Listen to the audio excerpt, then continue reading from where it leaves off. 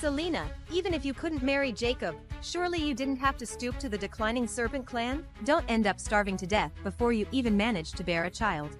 I heard they're struggling just to stay fed these days. The wolf clan is wealthy beyond measure. Even their bathwater is infused with precious divine herbs. If your life gets too miserable, I can pack up some leftovers and send them your way. She covered her mouth and burst out laughing, ignoring the awkward glances from the servants around us. In Bella's eyes, the wolf clan had vast resources, and Jacob's devotion would guarantee a swift pregnancy. She was certain I'd miss my chance at bearing the first half-beast child. But she had no idea how difficult it was for humans and beast folk to conceive. Nor did she know how obsessed Jacob was with having an heir. When I didn't show signs of pregnancy after 6 months, he began taking out his frustration on me, tormenting me day and night. Only after I used a secret technique to conceive and gave birth to Tristan, securing the wolf clan's claim to power, did Jacob finally relent. I offered Bella a calm smile. You needn't worry about me, dear sister. Since I've chosen my husband, I'll live with my decision without regret. What's there to be proud of? You're marrying a penniless nobody. Infuriated by my composure, Bella slammed the table, scattering the pastries across the floor. I'll be the first one to get pregnant. My child will definitely be the next ruler of the Alliance. I ignored her tantrum and went off to prepare for my wedding in 3 days. For one thing, she wasn't wrong, the serpent clan was indeed very poor. I worried they might not even have the money for a proper gown, so I planned to prepare one myself. To my surprise, that very evening, Elias came in person to deliver my wedding dress. It was the first time I truly saw his face. His skin was pale, almost bloodless. His long, narrow eyes carried a quiet authority, and the emerald green of his irises held a mysterious depth. Yet the teardrop mole at the corner of his eye lent a subtle grace to his otherwise austere expression. Inside the box lay a floor-length gown of deep green tulle. The bodice shimmered faintly with snake scales stitched into the fabric. I had never seen such a beautiful dress. For a moment, I was completely captivated. Selena, Elias said calmly, this gown was hand-stitched by our serpent clan's finest seamstresses. Each scale was a blessing offered by our people. His gaze carried a deliberate detachment, as if the person marrying me wasn't him at all. This is the first time our serpent clan has ever wed a human. If anything has been done poorly, you're welcome to tell me. Thank you. I replied. I truly love it. Just as I was about to put the dress away, Bella strolled in arm with Jacob, smug and beaming. Selena, don't tell me this is the only gown you got. Jacob had 10 dresses made for me. 10. Jacob looked down at Bella with affection in his eyes. Bella only knew of the wolf clan's famous loyalty, but she didn't understand it was rooted in their biological instincts and their intense obsession with offspring. If she failed to conceive, would Jacob still treat her with such tenderness? Elias's grip on his serpent staff tightened slightly before he raised his eyes to meet mine. If the serpent clan has caused you any grievance, Selena, I can promise you this, Elias, will never betray you in this lifetime. Bella snorted. Anyone can talk sweet. Let's see if you can actually produce a child. Now, all she ever talked about was children. Her infertility in her past life had become a thorn in her heart, and now she was fixated on getting pregnant. Even before marrying Jacob, she had already moved into his home. In that sense, she and Jacob were a perfect match, both obsessively fixated on heirs. Bella, perhaps you should focus on your own wedding. People might start to think you've set your sights on my fiancé instead. I smiled faintly, and under the sour expressions of Bella and Jacob, I took Elias's hand and walked away. Behind me, I could still hear Bella's shrill voice clinging to Jacob, her words faint but unmistakable. Pregnancy, child, next ruler. Oh, my foolish sister. Even after a second chance at life, she still believed that a child was her only path to power. Elias's cool voice sounded beside my ear. Selena, I know you chose me because you had no other option, but I promise, within my power, I will never let you suffer.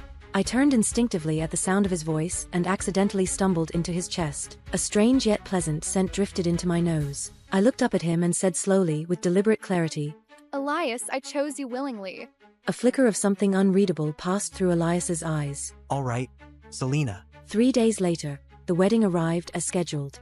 Both ceremonies were held in the same grand restaurant. The wolf clan's wedding was even more extravagant than in my previous life. They had gone so far as to invite the reclusive Phoenix clan to perform, and all the major noble houses attended in full force. Meanwhile, the Serpent clan celebration was quieter, with no distinguished guests, yet the clan members beamed with genuine joy. After all, this was their first marriage to a human A sign. They might finally have a chance at producing the next ruler of the Alliance. After the ceremony, I ran into Bella face to face. She deliberately tilted her chin, making sure I noticed the marks on her neck. Selena, I didn't know Wolfman had such stamina. At this rate, I'll be giving them an heir in no time. I smiled politely. Then I sincerely wish you the best of luck.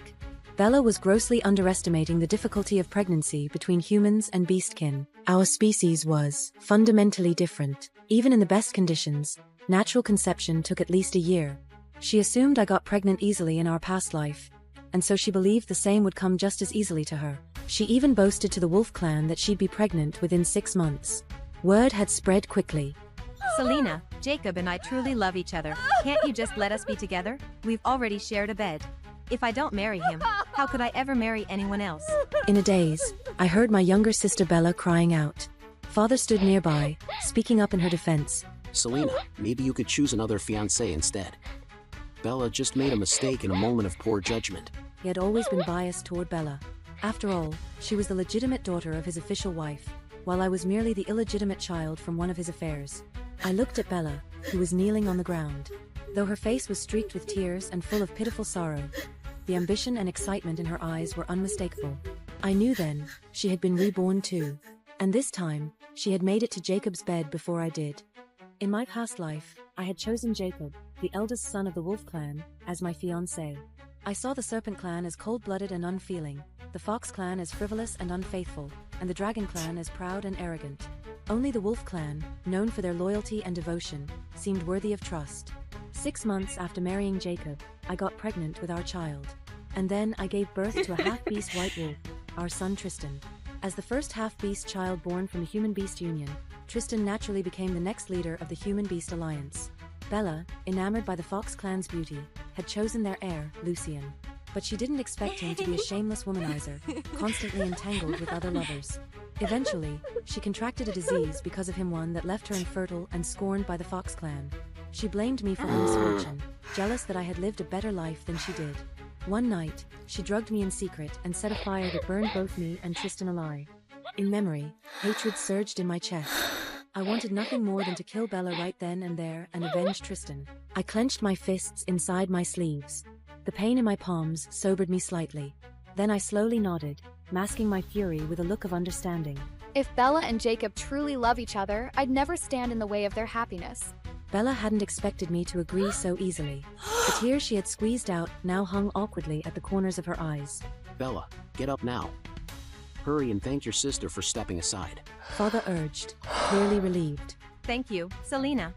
Bella beamed as she rushed out, eager to bring the good news to Jacob and the Wolf clan. Girls really do grow up and slip away too quickly. Father joked, but when he turned and saw the cold indifference on my face, his voice faltered. Selena, among the eligible Beast clan heirs, only 2 remain, Elias of the Serpent clan and Lucien of the Fox clan. I still think the Fox clan would be a better match, better looks, higher status, clearly superior to the Serpent clan. Besides, Bella once said dash. I cut him off. Father, I choose to marry Elias of the Serpent clan. To most humans, snakes were cold-blooded and heartless, and that prejudice extended to the Serpent clan beastmen. For thousands of years, no human had ever chosen to marry into the Serpent clan. As a result, they had never produced a single ruler for the Human-Beast Alliance. Eventually, they were cast out from the ranks of the 5 great beasts, but in my past life, as the fire consumed me, I saw a pair of emerald green eyes Eliases. He tried to save me, but the flames were too fierce, and he could do nothing. Although Father disapproved of my decision, when he saw the resolve on my face, he didn't press further. He simply sighed and tried to console me. If your life in the Serpent clan becomes too difficult, perhaps Bella can help you out. But when Bella found out I had chosen to marry into the Serpent clan, she couldn't resist mocking me to my face.